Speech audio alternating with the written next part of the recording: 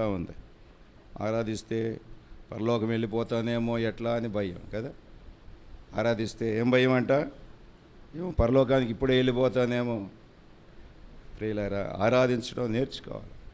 ఆరాధన అంటే దేవుని యొక్క గుణాతిశయాలను ప్రచురం చేయటం, ఆయన గొప్పతనాన్ని ఎరగాలి, ఆయన యొక్క గుణగణాలు ఎరగాలి, ఆయన సౌందర్యాన్ని ఎరగాలి, ఆయన మహిమను మనం వర్ణించడమే ఆరాధన కదా. ఆరాధిస్తూ ఉంటే దేవుడు ఏం చేస్తాడంట? ఆనందిస్తాడు. కాబట్టి అందుకని మనం మౌనంగా ఉండకూడదు. అందుకని ఆరాధించిన వాళ్ళ కోసం ఒక పాట పాడతాం కదా. ఆ పాట ద్వారా ప్రభుని ఏం చేస్తాం? మనము ఆరాధిస్తాం. కాబట్టి పరలోకములో ప్రియులారా ఖర్జూర మట్టలు చేదబట్టుకొని ఏం చేస్తున్నారంట? ప్రకటన గ్రంథం చూడండి, ఒక దినాన మనం కూడా ఖర్జూర మట్టలు చేదబట్టి పరలోకములో ఏం చేస్తామంట? ఆరాధిస్తామా? డౌట్ ఏమైనా ఉందా? కాబట్టి 7వ అధ్యాయం, ప్రకటన గ్రంథం 7వ అధ్యాయం చూడండి, 9వ వచనం. పోనీ 9వ వచనం. అటు తర్వాత నేను చూడగా ప్రతి జనములో నుండి, ప్రతి వంశములో నుండి, ప్రజల్లో నుండి, ఆయా భాషలు మాట్లాడు వారిలో నుండి వచ్చి ఎవడను లెక్కింపజాలని ఒక గొప్ప సమూహము కనబడిన వారు తెల్లని వస్త్రములు ధరించుకున్న వారై ఖర్జూర మట్టలు చేదబట్టుకొని సింహాసనం ఎదుటను. ప్రియులారా, అక్కడికి వెళ్ళబోతున్నాం మనం. ఇక్కడి నుంచి అక్కడికి వెళ్ళాలి కదా. అందుకని ఇక్కడ ఏం చేయాలి? ముందు ఆరాధించాలి. ఏం ధరించుకున్నారంటే వాళ్ళు? తెల్లని వస్త్రాలు. అంటే మనం కూడా ఏ వస్త్రాలు ధరించాలా? తెల్లని వస్త్రాలు ధరించాలి. మరి ఇంకా రంగురంగులే వస్తూ ఉన్నాయి. ఎంత చెప్పినా రంగులు ఎప్పుడు పోతాయో కదా. కొంతమందికి రంగుల మీద తీపి పోట్ల కదా, వదిలిపెట్టలేకపోతున్నాం. కనీసం మందిరానికి వచ్చేటప్పుడు ఆయన ఏం కట్టుకు రావాలా? కాస్త కట్టుకురండి, తెల్ల రంగాన్ని వేయండి. తలలకు ఎట్టాక నల్ల రంగు వేస్తున్నారుగా. ఎర్ర చీరలకు కూడా ఏం చేయాలా?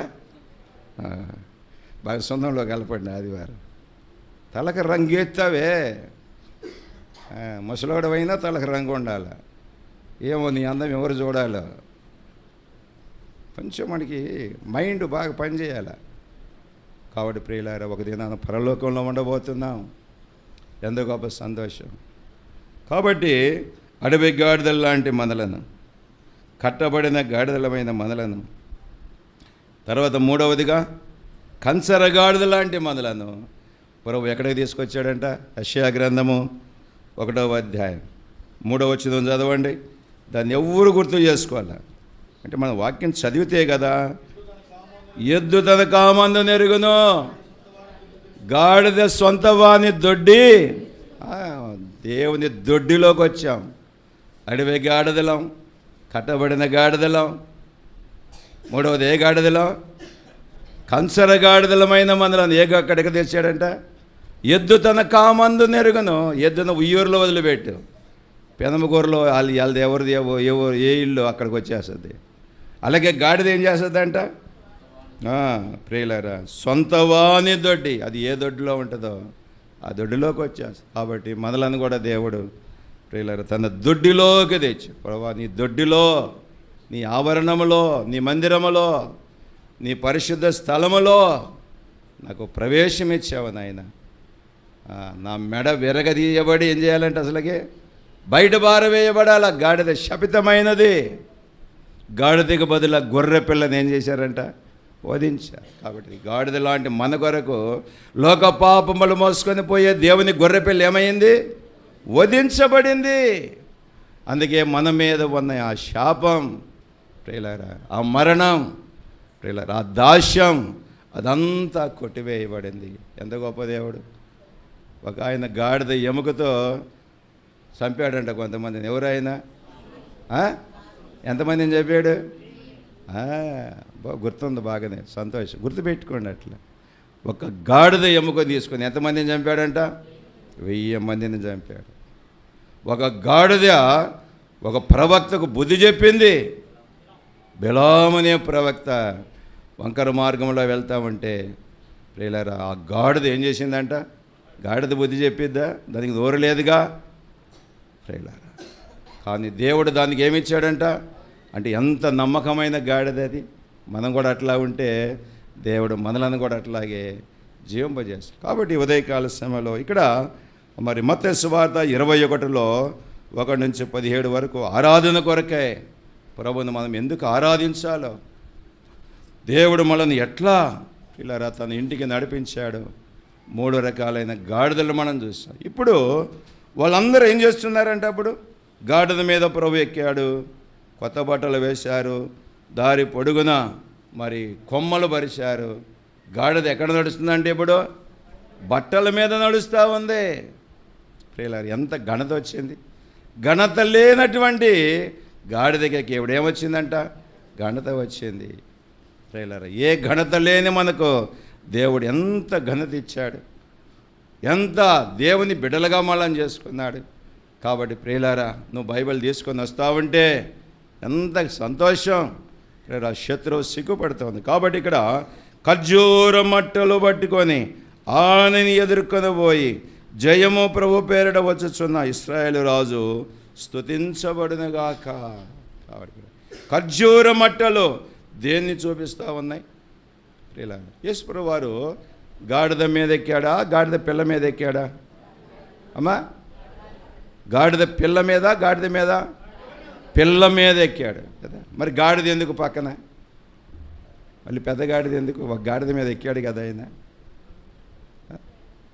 ఇప్పుడు అక్కడ బెత్బాగే బేతానియా ఆ సెంటర్లో 2 దారులు చీలే మధ్యలో గాడిదలు కట్టేసి ఉన్నాయి. గాడిద ప్లస్ గాడిద పిల్ల రెంటిని విప్పుకురమ్మన్నాడు. విప్పుకొచ్చిన తర్వాత ప్రభు ఏ గాడిద మీద కూర్చున్నాడు? పిల్ల గాడిద మీద కూర్చున్నాడు. మరి పెద్ద గాడిద ఎందుకు ఇంకా? వెరీ గుడ్, చూసి అన్న క్యాచ్ చేశాడు. తండ్రి అయిన దేవుడు కూడా పిల్లగాడిది మీద ఉన్న యేసు ప్రభుని వెంబడిస్తున్నాడు. తండ్రి కుమార పరిశుద్ధాత్మలు ఉన్నారు అక్కడ. ఎందుకంటే యేసు ప్రభుని రాజుగా గుర్తించలేదు ఈ లోకం. ఇప్పుడు రాజుగా పరిచయం చేస్తున్నాడు ప్రభు. యెరూషలేముకు తీసుకుని వచ్చి, అసలు యేసు ప్రభు ఎవరో కూడా యెరూషలేములో ఉన్న ప్రజలు ఎరగలేదు. అందుకని ఇప్పుడు ఆయన గాడిద మీద ప్రత్యేకంగా ఊరేగించుకుంటూ వస్తూ ఉన్నాడు. ఎందుకంటే ఆయన భూలోకంలో ఉన్న 33.5 సంవత్సరాల్లో 3.5 సంవత్సరాలు తండ్రిని ఏం చేశాడంటే యేసుప్రభు వారు ఘనపరిచాడు. కాబట్టి తండ్రి కూడా తన కుమారుని ఘనపరచాలని కనపడకుండా పెద్ద గాడిద మీద వచ్చాడంట. తండ్రి అయిన దేవుడేమో పెద్ద గాడిద మీద ఉన్నాడు, కుమారుడైన క్రీస్తు చిన్న గాడిద మీద ఉన్నాడు. పరిశుద్ధాత్ముడు ఎక్కడున్నాడు? మందిరంలో ఉన్న పిల్లలలో దేవుడు తెలియని పరిశుద్ధాత్మ శక్తిని కలుగజేసి ప్రియులారా వాళ్ళందరినీ ప్రేరేపించాడంట. పిల్లలందరూ ఏమంటున్నారు? బాలు జయము ప్రభువు యేసు పేరిట. చూడు 8వ కీర్తనలో 2వ మాట, కీర్తన 8లో ఆ మాట రాయబడింది. చూడండి, కీర్తన 8:2 చూడండి. కీర్తన 8:2 శత్రువులను పగ తీర్చుకుని వారిని మాన్పివేయుటకై నీ విరోధులను బట్టి బాలురేకయో చంటి పిల్లల ఏకయో స్తుతముల మూలముగా నీవు ఒక దుర్గమును. ప్రియులారా, అప్పటికే యేసుప్రభు వారు యెరూషలేముకు వచ్చాడు. మందిరములో ఉన్న పిల్లలు, పెద్దలు, యవ్వనస్తులందరూ ఏం చేస్తున్నారంట? ప్రభు పేరిట వచ్చువాడు స్తుతించబడునుగాక. ప్రియులారా, తండ్రి కుమార పరిశుద్ధాత్మలు ఘనపరచబడినట్లుగా మనం చూస్తాం. కాబట్టి ఉదయకాల సమయంలో ప్రియులారా, దేవుడు ఎంత గొప్పవాడు, ఆయన ఎంత తగ్గించుకున్నాడు. కాబట్టి ఖర్జూరపు మట్టలు దేనికి సాదృశ్యంగా ఉన్నాయి? ఖర్జూరపు మట్టలు కాబట్టి దేనికి సాదృశ్యం ఉన్నాయంటే బైబిల్ మనకు తెలియజేస్తా. చూడండి, ఖర్జూర మట్టలు తీసుకుని వచ్చి వాళ్ళు దేవుణ్ణి గంధపరిచారు. ఈ మధ్య పిల్లలు వెళ్ళేవాళ్ళు, నేను వచ్చిన కొత్తలో, మరి ఈ మధ్య రావటం లేదు ఎందుకో. మరి వాళ్ళు కూడా ఇసుగు పుట్టిందేమో ఈ మట్టల ఆదివారం చేయట్లా. కొన్ని ఊళ్ళలో బాగా చేస్తూ ఉంటారు. ఈ ఆర్షమ్మలను మించిన వాళ్ళు లేరు. వాళ్ళు ఎంత చక్కగా ఉదయమే మరి మట్టలు తీసుకొని, ఈత మట్టలు తీసుకొని ఇలా ఊరేగించుకుంటూ బ్యాండ్ మేళం పెట్టుకొని ఆ ఊరంతా సువార్త చేస్తారు వాళ్ళు. కాబట్టి ఖర్జూరపు మట్టలు విజయానికి సాదృశ్యం. కాబట్టి ఖర్జూరపు మట్ట ప్రియులారా అది శ్రేష్టమైనటువంటిది. అందుకని వారు ఖర్జూరపు మట్టలు. కాబట్టి అందుకనే వాళ్ళు జయం అంటే పండగ. ఉదయకాల సమయంలో చూడండి, ఒక మాట మీరు గమనిస్తే యోహాను సువార్త 16:33 యేసు ప్రభువు వారు ఈ లోకములో ఉన్నప్పుడు లోకాన్ని ఏం చేసినాడంట? జయించినాడు. చూడండి, నా యందు మీకు సమాధానము కలిగినట్లు మీతో చెప్పుచున్నాను, లోకములో మీకు శ్రమ కలుగును, ఆయనను ధైర్యం తెచ్చుకొనుడి. ప్రియులారా, ఖర్జూరపు మాటలో జయానికి సాదృశ్యం. యేసు ప్రభువారు మరణమును జయించాడు, మరణమును గెలిచాడు. కాబట్టి మనము అడవి గాడిదల్లాగా, కట్టబడిన గాడిదల్లాగా, కంచర గాడిదల్లాగా ఉన్న మనలను విడిపించడానికి ఆయన మరణములోనికి వెళ్ళి మరణమును ఏం చేశాడు? ఆయన జయించాడు.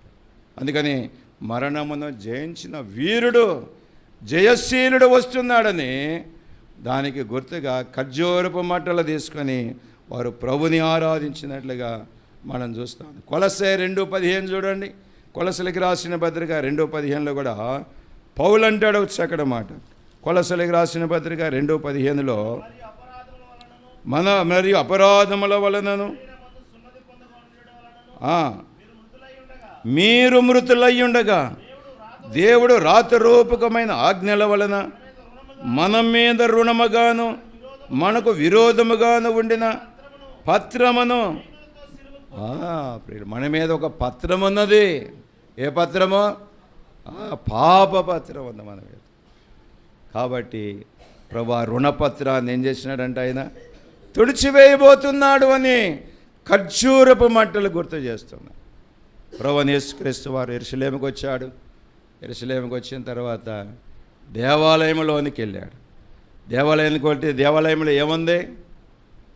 వ్యాపారం జరుగుతూ ఉంది. భక్తి చేయవలసిన గుడిలో ఏం జరుగుతూ ఉంది? వ్యాపారం. గువ్వలు అమ్ముతున్నారు, పావురాలు అమ్ముతున్నారు, రోకలు మారుస్తున్నారు. రోకలు మార్చడం అంటే చూడండి, ఇప్పుడు విదేశీ కరెన్సీ ఉందనుకోండి, అమెరికా డబ్బు మన దగ్గర చెల్లదు, మనం వాడితే దాన్ని ఎక్కడ మార్చాలా? బ్యాంకులో మార్చుకోవాలా. అప్పుడు ఇక్కడ కాయిన్స్ మనకు చెల్లుబడవుతాయి, అమెరికా కాయిన్స్ మన దగ్గర చెల్లబడవు. అందుకని యెరూషలేములో బలులు అర్పించడానికి వచ్చేవాళ్ళు.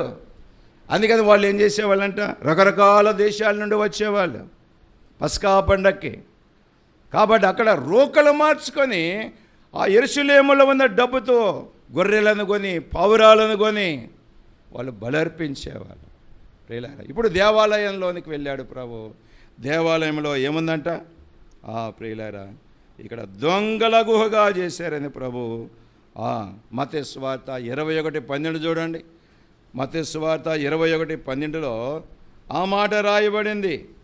21:12 యేసు దేవాలయంలో ప్రవేశించి క్రయ విక్రయములు చేయ వారందరినీ వెళ్ళగొట్టి రోకలు మార్చి వారి బల్లలను, గువ్వలము వారి పీఠములను పడద్రోసి నా మందిరము ప్రార్థనా మందిరం అనబడును వ్రాయబడి ఉన్నది. అయితే మీరు దానిని ఏం చేశారంట? ఇంకా దొంగల గుహగా ఉందా? దేవుని మందిరానికి వస్తారు చాలామంది, భలే దొంగలు. మందిరానికి వచ్చినప్పుడేమో నీతి నిజాయితీ కలిగిన వారిలా కనపడతారు. బయటికి వెళ్తే అన్నీ దొంగ పనులే, దొంగ మాటలే, అబద్ధాలే, నిజం అసలే చెప్పరు కదా. కోర్టుకి వెళ్ళినప్పుడు ఏమంటాడు? అబద్ధం ఆడకుండా అంతా సత్యమే. జాగ్రత్త. ఉదయకాల సమయంలో దేవుడు దేవాలయంలోనికి వెళ్ళి 1 కొరింథీ 3:16 ఏమన్నాడు? మీరు దేవుని ఆలయమై ఉన్నారనియో, దేవుని ఆత్మ మీలో ఉన్నాడనియో మీరు ఎరగవా? నువ్వు ఇప్పటిదాకా అడవిగాడిదనన్నావు, కంచరగాడిదనన్నావు, కట్టబడిన గాడిదనన్నావు. మళ్ళీ బయటికి పోయి నాకేం తెలియదన్నా. జాగ్రత్త ప్రియులారా. దేవుడు ఎందుకు వచ్చాడంట? దేవాలయాన్ని బాగు చేయడానికి వచ్చాడు. ఆ దినాల్లో ప్రియులారా, యూదులు ప్రియులారా, రోమియులు దేవుని మందిరాన్ని ఏం చేసినారంట? పాడు చేసి దొంగల గుహగా చేసినారు. కాబట్టి ప్రభువైన యేసుక్రీస్తు వారు యెరూషలేమునకు వచ్చి దేవుని మందిరాన్ని ఏం చేసినాడంట? బాగు చేసి. కాబట్టి మనం కూడా మన ఆలయాన్ని ఏం చేసుకోవాలా? ఈ మట్టల ఆదివారం నాడు మన హృదయంలో కూడా ఏముండాలా? సత్యం ఉండాలా, అబద్ధం ఉండకూడదు. ప్రియులారా గుర్తుపెట్టుకో, ఎల్లప్పుడూ మనము ప్రియులారా దేవునికి ఆలయముగా ఉండాలి. చూడండి, ఇక్కడ యోహాను సువార్త 12:14 చూడండి ఒక మాట. యోహాను సువార్త ఎందుకు యేసు ప్రభు దేవాలయానికి వచ్చాడంటే 12:14, సియోను కుమారి భయపడకుము, ఇదిగో నీ రాజు గాడిద పిల్ల మీద ఆసీనుడై వచ్చుచున్నాడు. ఆయన రాజుగా ప్రతిష్ఠించబడాలా. ఎందుకంటే లోకం ఆయనని ఎరగలేదు. మెస్సయ్య వచ్చాడు, కానీ మెస్సయ్యగా ఆయన గుర్తించలేదు వాళ్ళు. ఈయన యేసోబు కుమారుడు, మరియమ్మ కుమారుడు అనుకున్నారు. వడ్లవాని కుమారుడు అన్నాడే కానీ ఈయన మెస్సయ్య, అభిషేకించబడి దేవుడు మన కొరకు పంపించాడని వారు నమ్మలేదు. మొన్న ఈ మధ్య ఇశ్రాయేలు ప్రధాని బెన్యామిన్ నెతన్యాహు ఒక ప్రకటన చేశాడు. ఏం చేశాడు? ఈ నెలలో మెస్సయ్య వచ్చేస్తున్నాడు. ఓరు నీ దుంపదేగా, ఎప్పుడో వచ్చాడు మెస్సయ్య. వచ్చిన మెస్సయ్యని ఏం చేశారు వాళ్ళు? చంపేశారు సిలువలో. వాళ్ళకి అర్థం కావటంలే. ప్రియులారా, ఈ ఉదయకాల సమయంలో ప్రభు పిల్లలమైన మనము యేసు ప్రభువారు ఈ లోకానికి ఎందుకు వచ్చాడంట? రాజుగా వచ్చాడు, కానీ రాజుగా ఉండడానికి ఇష్టపడాల. ఆయన ఎట్లా ఉండడానికి ఇష్టపడ్డాడు? ప్రియుల దీనుడిగా ఉండడానికి ఇష్టపడ్డాడు. అందుకే నేను గాడిద పిల్లని ఎక్కువచ్చాడు. గాడిద శాంతికి సూచన. గుర్రం మీద వచ్చింటే ఒకవేళ యుద్ధం చేసేవాడు. ఇప్పుడు యుద్ధం చేయడు ఆయన. రెండవ రాకడలో ప్రభు వస్తాడు, అప్పుడు యుద్ధము చేస్తాడు. 1000 ఏళ్ళ పరిపాలనలో ఆయన రారాజుగా ఉండబోతుంది. కాబట్టి తండ్రి అయిన దేవుడు గాడిద మీద వచ్చి ఇదిగో ఈయన నీ రాజు అని పరిచయం చేశాడు లోకానికి. ఎందుకంటే తన వారే తను ఏం చేయలేదంట? అంగీకరించలేదని బైబిల్ మనకు తెలియజేస్తామని. తన వారే, యేసు ప్రభు యొక్క సొంత వారే ఏం చేయలేదంట? ఆయనను అంగీకరించలేదు. చూడండి ఒక మాట మీరు గమనిస్తే మత్తయి సువార్త మరి ఒక మాట మీరు గమనిస్తే మత్తయి సువార్తలోనే ఒక మాట ఉంటుంది. 21:15 చూడండి. 21:15లో ఆయన సొంత వారే ఆయనను అంగీకరించలేదనే ఒక మాట బైబిల్లో రాయబడుతూ వచ్చినట్లుగా మనము చూడగలం. సరే, తర్వాత అక్కడ లేదు. కాబట్టి ప్రియులారా, ఆయన రాజు, దేవాలయాన్ని బాగు చేశాడు. తర్వాత ఆయన రాజుగా తను తాను ఏం చేసినాడంట? బయలుపరుచుకున్నాడు. మూడవదిగా మీరు గమనిస్తే యోహాను సువార్త 1:11 చూడండి. అక్కడ చూస్తాం ఆ మాట. యోహాను సువార్త ఆయన స్వకీయుల వద్దకు వచ్చెను. ప్రియులారా, ఇందాక చెప్పవలసిన మాట ఇప్పుడు చెప్పాల్సిన మాట ఇందాక చెప్పి. కాబట్టి ఆయన స్వకీయులు ఆయన ఎరగలేదు కాబట్టి ఇప్పుడు తండ్రి అయిన దేవుడు యేసు ప్రభుని ఎట్లా పరిచయం చేస్తున్నాడు? రాజుగా. ఇదిగో మీకు కాబోయే రాజు ఈయనే, రారాజు ఈయనే, రాజులకు రాజు ఈయన అని ప్రియులారా పరిచయం చేస్తున్నారు. కాబట్టి ప్రభు యొక్క ప్రియులారా ఈ మట్టల ఆదివారం ఎంత ఆశీర్వాదకరమైనది.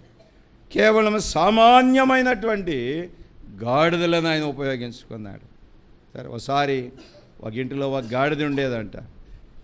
రోజు బట్టలు తీసుకెళ్ళి ఆ ఏటిలో ఉతుక్కొని వచ్చేదంట. మా యజమానురాలు తీసుకెళ్ళేదంట. సరే, ఒక రోజున గాడిదకి పెద్ద వ్యాపారం వచ్చింది, ఉప్పు బస్తాల వ్యాపారం వచ్చిందంట. సరే, రోజు ఉప్పు బస్తాలు వేసి ఆ యజమానుడు తీసుకెళ్తున్నాడంట.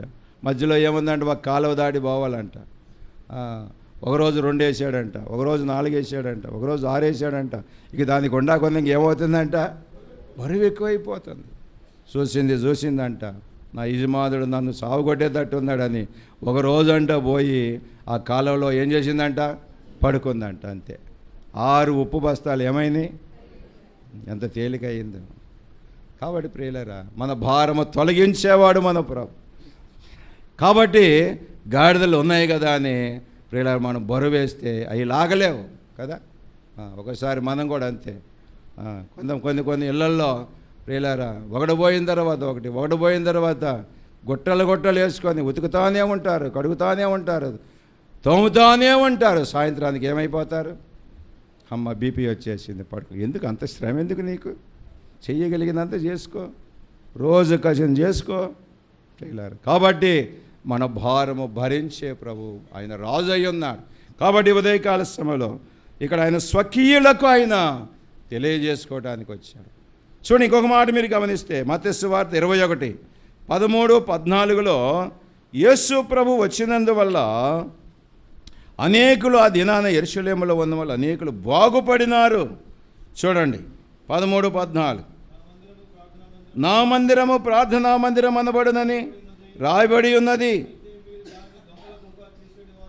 14, కురుటివారును కుంటివారును దేవాలయములు ఆయన వద్దకు రాగా ఆ దినాన ఆయన అనేకులను బాగు చేశారు.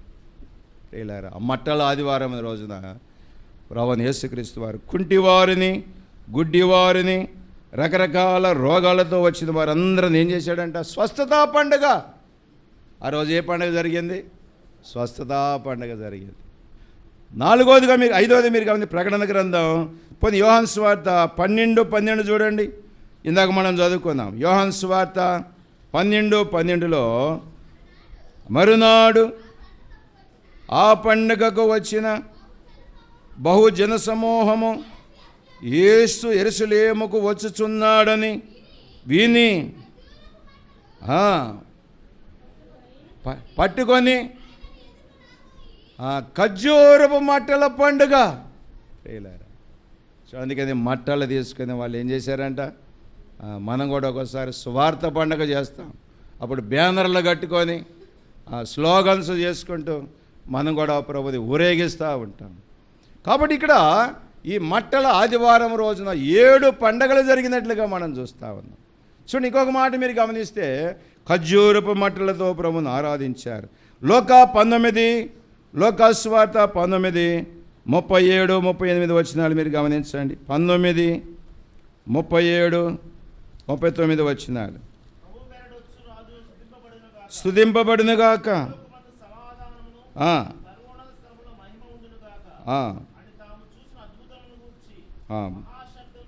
19:39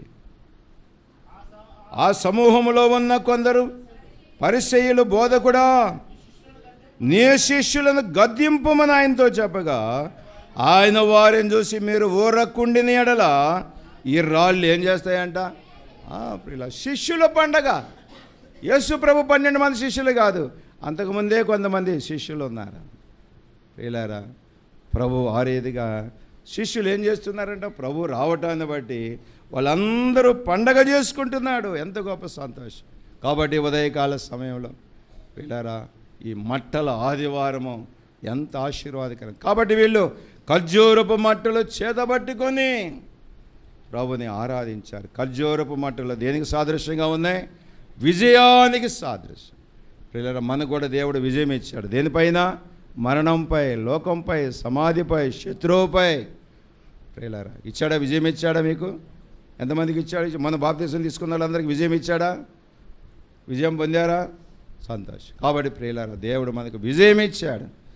మనం ప్రియులారా జయించుకుంటూ వెళ్ళాలా. కాబట్టి ఖర్జూరపు మట్టలు. రెండోది మనకి ఏం గుర్తు చేస్తున్నాయి? న్యాయాధిపతుల గ్రంథము 1వ అధ్యాయం 16 వచ్చి మీరు గమనించండి. న్యాయాధిపతులు 1వ అధ్యాయము 16 వచ్చి మీరు గమనించండి. యోధా వంశస్థులతో కూడా ఖర్జూర చెట్ల పట్టణములో నుండి ఆరాదు దక్షిణ దిక్కులోని యోధారణ్యమునకు వెళ్ళి అక్కడ చేరి. ప్రియులారా, ఖర్జూరపు మట్టలు సౌందర్యానికి గుర్తు. హోషేయ గ్రంథము 14:6 కూడా ఒలివ మొక్క లేదా ఖర్జూరపు మొక్క సౌందర్యానికి సాదృశ్యం. కాబట్టి దేవుడు మనకి ఏమిచ్చాడంట? రక్షణ సౌందర్యం ఇచ్చాడు. దేవుని పిల్లల ముఖాల్లో చూడండి ఎంత సంతోషం ఉంటుందో, ఎంత ఆనందం ఉంటుందో. ఇలారా దేవుని మందిరానికి వెళ్ళిన తర్వాత ఒక్కొక్కరు సంతోషంతో ఇళ్ళగబోతూ ఉంటే ఎంత ఆనందం. ప్రభుని ఆరాధించి ఇది గుర్తుపెట్టుకో, దేవుడు మనకిచ్చిన సౌందర్యం కాబట్టి 45వ కీర్తనలో దావీదు అంటాడు ఒక మాట. చూడండి, కీర్తన 45లో ఒక చక్కటి మాట మనకు గుర్తు చేస్తాడు. ఈరోజు నీ సౌందర్యమును, చూడండి ఆ మాట మీరు గమనించండి.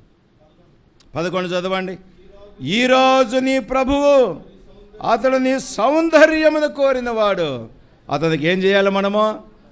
అందుకే వచ్చాము ఈ రాత్రి ఉదయం ప్రభు దగ్గరికి. దేవా, నీవు నాకు ఇచ్చిన రక్షణ సౌందర్యాన్ని బట్టి. రక్షణ ఎంత అందమైనదండి.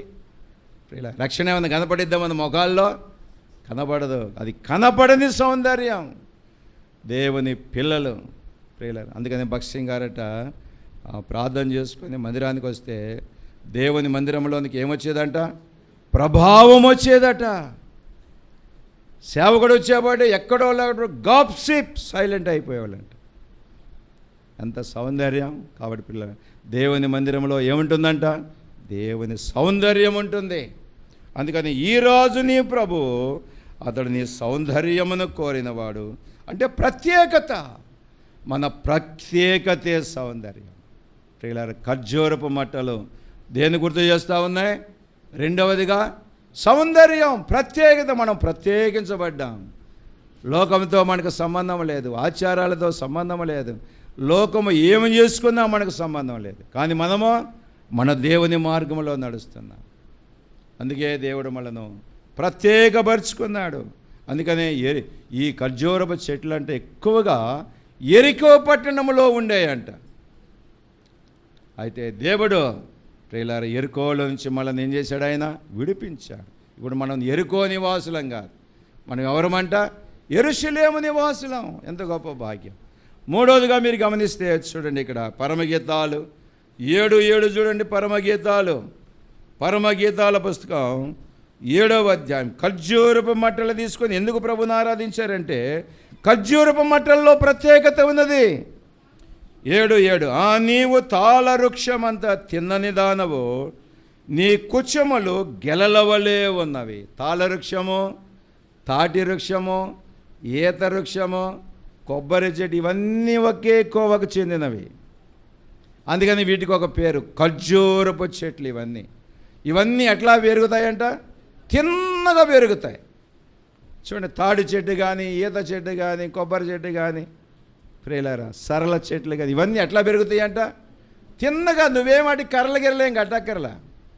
ప్రియులారా, దేవుడు కూడా మనలను ఏం చేశాడంట? తిన్నని వారినిగా చేశాడు. ఇదివరకు మనం ఎట్లా ఉండేవాళ్ళం?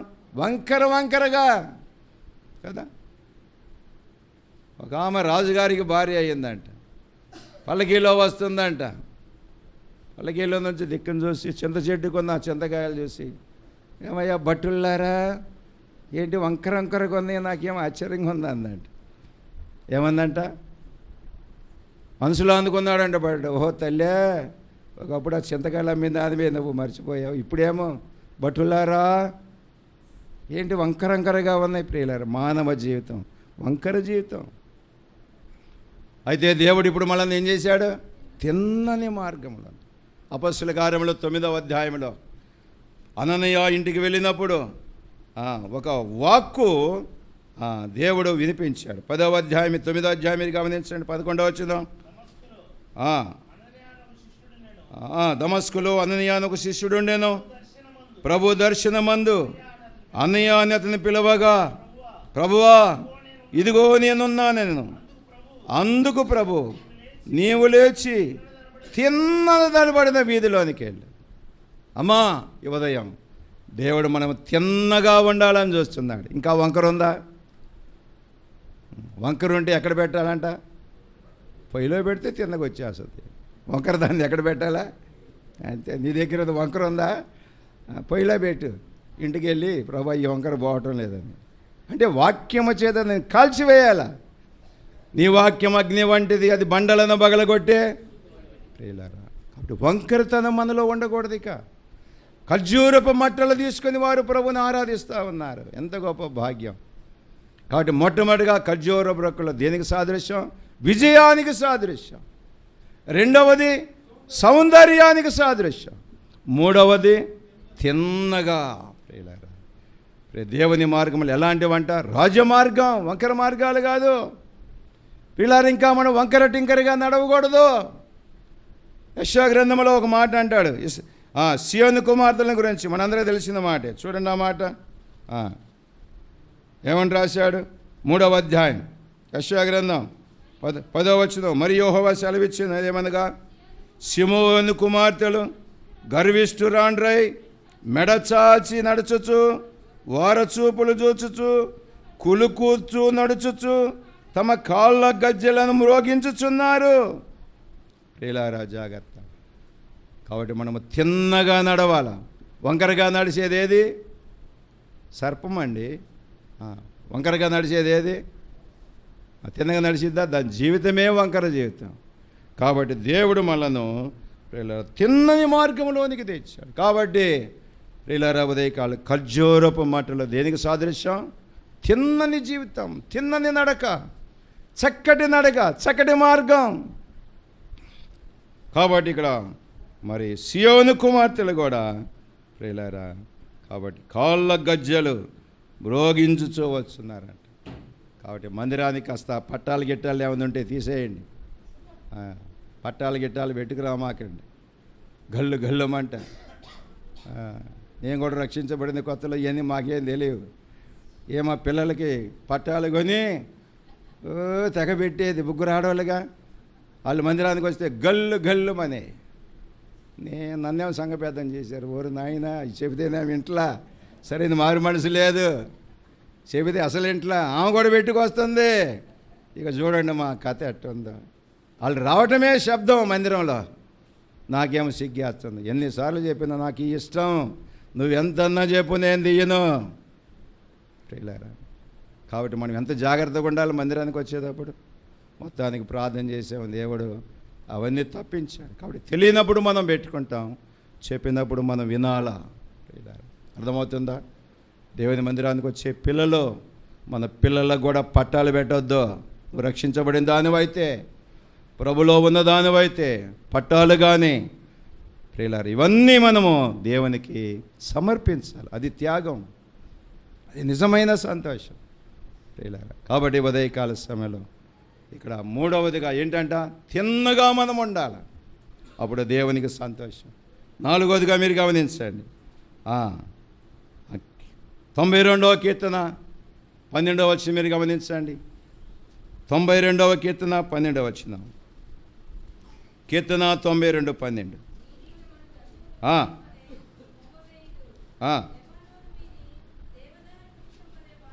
నీతిమంతులు ఖర్జూర వృక్షము వలె మొవ్వవేయుదురు. నీతిమంతులు ఖర్జూర వృక్షము వలె, నీతికి సాదృశ్యంగా ఉన్నాం మనం. ప్రియులారా, మనం ఎవరమంట? నీతిమంతులం. అనీతిమంతులము కాదు.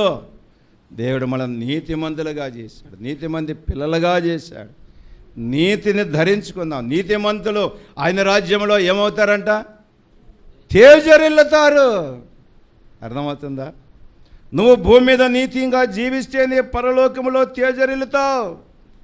ఇక్కడ నీ ఇష్టం వచ్చినట్లు చేస్తే పరలోకములో నీకు వెలుగుండదు, ఎడవ కూర్చుంటావు ఒక మూలన.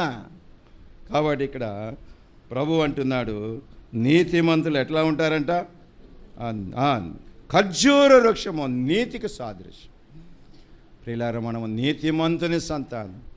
కాబట్టి నీతిమంతులమైన ప్రియులారా, బైబిల్లో మనం చూస్తే ఆయన నీతిపరుడు కనుక మనల్ని కూడా ఏం చేశాడు? ఆయన నీతిమంతులే ప్రభుని ఆరాధిస్తారు.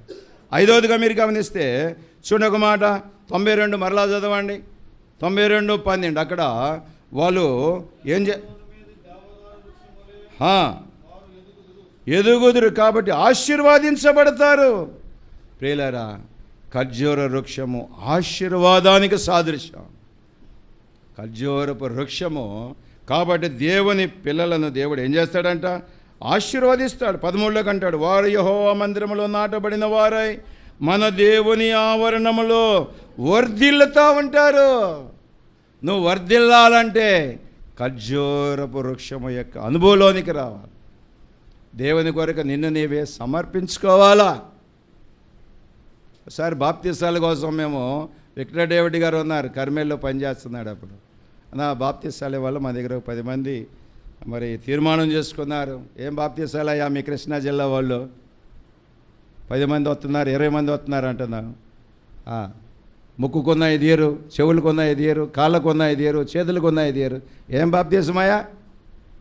బాప్తీసం అంటే ఏముండాలా? అన్నీ తీసేయాలా అని బైబిల్లో ఉందని మీరు అనొచ్చు. ప్రియుల, మనలను మనమే దేవునికి ఏం చేయాలంట? అర్పించుకోవటం, అంతే. ఒకసారి ఆయన చెప్తా నాకు ముడతాళ్ళు కూడా లేదన్నాడు. అంతే, నేను కూడా ముడతాలు తీసేసా. 20 ఏళ్ళు నాకు ముడతాళ్ళు లేదు. మా ఆవిడికి కూడా తెలియదు నాకు ముడతాళ్ళు లేదన్న సంగతి. ప్రియులారా, దేవుని కొరకు కొన్ని త్యాగం చేయాలి మనం. అదే నీతిమంతుల ఆశీర్వాదం. నువ్వు అన్నీ పెట్టుకొస్తే పరలోకంలో నాకు బహుమానం కావాలంటే కుదరదు. విమర్శగా తీసుకోమాకండి, ఆత్మీయంగా ఆలోచన చేయండి. అది మీ ఇష్టం. ఒకవేళ సేవకుడు నీకు ఇష్టమైతే దానికి ముందుకు రా. ప్రియులారా, నీతిమంతులు ఆశీర్వాదానికి పాత్రలు. కాబట్టి ఖర్జూర వృక్షము 5వదిగా దేనికి సాదృశ్యం అంట? ఆశీర్వాదానికి. చూడండి, ఇక్కడ 92:12లో మళ్ళా ఒక మాట మీరు చదవండి. 15 చదవండి, పోనీ 92:15 చదవండి. వారు ముసలితనమందు చిగురు పెట్టుచుందురు, దీర్ఘాయువునిస్తాడు నీకు. మన మా ఊరిలో ఆ మందిరం పక్కనే ఉంటాడు ఒక ఆయన. 92 సంవత్సరాలు. మేము ఆశ్చర్యపోయాం. రైల్వే డబ్బు ఎంత తిన్నాడో. రిటైర్మెంట్ అయిన తర్వాతే 60 సంవత్సరాలకి రిటైర్మెంట్ అయ్యాడు. 32 సంవత్సరాలు తిన్నాడు. నేను ఇంత మటుకు ఎవరిని చూడాలి, అట్లా తిన్నాండి. రిటైర్మెంట్ అయితే 4 ఏళ్ళకో 5 ఏళ్ళకో 10 ఏళ్ళకో చచ్చిపోతారు సహజంగా. కానీ ఎన్ని సంవత్సరాలు ఉన్నాడు ఆయన? 32 సంవత్సరాలు పెన్షన్ తిన్నాడండి. మొన్న శుక్రవారం చనిపోయాడు. ప్రియులారా, దీర్ఘాయువు. ప్రియులారా, 15వ వచనంలో ఏమంటే? ఖర్జూరపు వృక్షానికి ఏముందంట? దీర్ఘాయువునిస్తాడు దేవుడు నీకు. అందుకనే ప్రియులారా, నీ బ్రతుకు ధనములన్నీ కృపాక్షేమములే నీ వెంట వచ్చునన్నాడు దావీదు. నువ్వు ఎక్కువ కాలం బతికాలంటే ఖర్జూరపు వృక్షము యొక్క అనుభవంలోనికి నువ్వు రావాలా. ప్రియులారా, కాబట్టి ఉదయకాల సమయంలో యేసు ప్రభు ఆ గాడిద మీద వస్తావంటే ఆ ప్రజలందరూ యెరూషలేముకి ఎట్లా తీసుకెళ్ళినారంట? ఖర్జూరపు మట్టలతో ఊరేగించుకుంటూ ప్రభు దగ్గరికి తీసుకొని వెళ్ళారు. యెరూషలేముకి తీసుకొని వెళ్ళారు. యెరూషలేములో ఆయన ప్రియులారా రాజుగా ప్రతిష్ఠించబడ్డాడు. తర్వాత సాయంకాలం ఆయన బెతానియాకు వెళ్ళినట్లుగా బైబిల్లో రాయబడతా వచ్చింది. ఆఖరిగా ఒక మాట చూడండి, ఇక్కడ మార్కు సువార్త 11:8 చూడండి. మార్కు సువార్త 11:8లో అక్కడ ఏం చూపిస్తూ ఉందంటే, మార్కు సువార్త 11:8లో వారు తమ బట్టలు దారి పొరుగున పరిచిరి, కొందరు తాము పొలములలోనికి నరికి కొమ్మలను పరిచిరి, అనేకులు తమ బట్టలను దారి పొడుగున పరిచిరి. పరిచర్య చూస్తున్నాం ఇక్కడ. వారు కొన్న మంచి మంచి బట్టలు, దుప్పట్లు, బెడ్షీట్లు, వారింటిలో ఏమున్నాయో అవన్నీ తీసుకొచ్చి ఏం చేస్తున్నారు? గాడిద కాళ్ళ కింద పరుస్తున్నారు. పరిచర్య ఉన్నది. పిల్లరా, దేవుని బిడ్డలమైన మనం ఆర్షమ్మలు కూడా చూడండి, వాళ్ళ పోపు గారు వస్తున్నాడంటే నిజంగా రోడ్డు అంతా పూలు పరుస్తారండి. పెద్ద పెద్ద చీరలు తీసుకొచ్చి పరుస్తారు. నిజంగా వాళ్ళు బైబిల్లోది ఆచరిస్తారు, కానీ మంచిదే, వాళ్ళు అట్లా చేస్తారు ఒక్కోసారి. కాబట్టి ప్రియులారా, ఇక్కడ పరిచర్య అవసరం.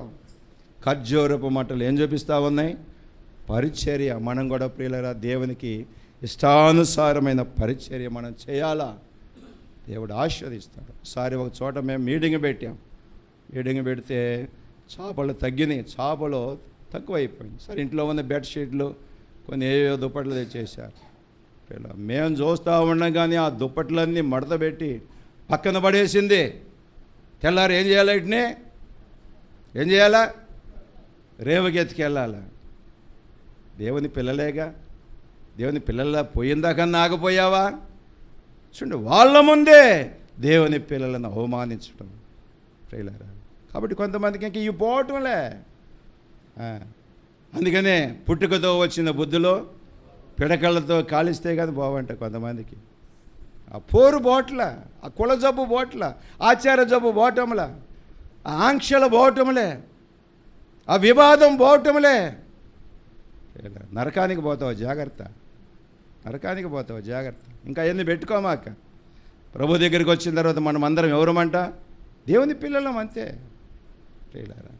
అంతేగాని వేరే వేరే భావన మనలోనికి ఉంటే ప్రియులారా దేవుడు మెచ్చుకోడు. కాబట్టి ఇక్కడ వీళ్ళు మంచి పరిచర్య చేస్తారు. కాబట్టి ఇక్కడ ఈ ఖర్జూరపు మట్టలో 7 అనుభవాలు చూపిస్తున్నాయి. మొట్టమొదటిగా ఏ అనుభవం చూపిస్తూ ఉంది? అక్కువలు చెప్పండి. విజయం. గుర్తుపెట్టుకోండి, విజయం. నిద్రపోతున్నారు, పొడవండి, సూదులు తెచ్చుకోండి, ఫినిషులు తెచ్చుకోండి, పక్కన పెట్టుకోండి. వాళ్ళకి ఎన్ని చెప్పినా ఏం కాదు ఈ కాలకి. రెండవది ఏంటంట? సౌందర్యంగా ఉంటాం మనం ప్రియులారా. దేవుని బిడ్డలకున్న సౌందర్యం. యోబు కుమార్తెల గురించి దేవుడు రాశాడు కదా. యోబు కుమార్తెల లాంటి కుమార్తెలు ఆ భూమి మీదే లేరంట. ఎంత గొప్ప ఆశీర్వాదం అండి.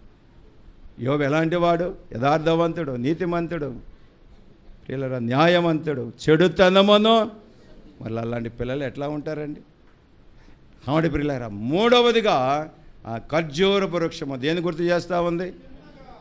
తిన్నగా ఉండు అక్క తిన్నగా మనం నడవాలి. కాబట్టి తిన్నని మార్గములో ఉండాలి. మన మాటలు, మన క్రియలు, మన పనులు, మన పద్ధతులు దేవునికి ఇష్టంగా ఉండాలి, ప్రీతికరంగా ఉండాలి. నాలుగవదిగా ఏంటంట? ప్రియులారా, నీతికి గుర్తు. దేవుడు మన నీతిమంతులుగా చేశాడు. నీతిగానే బ్రతుకుదాం, నీతిగానే చనిపోదాం.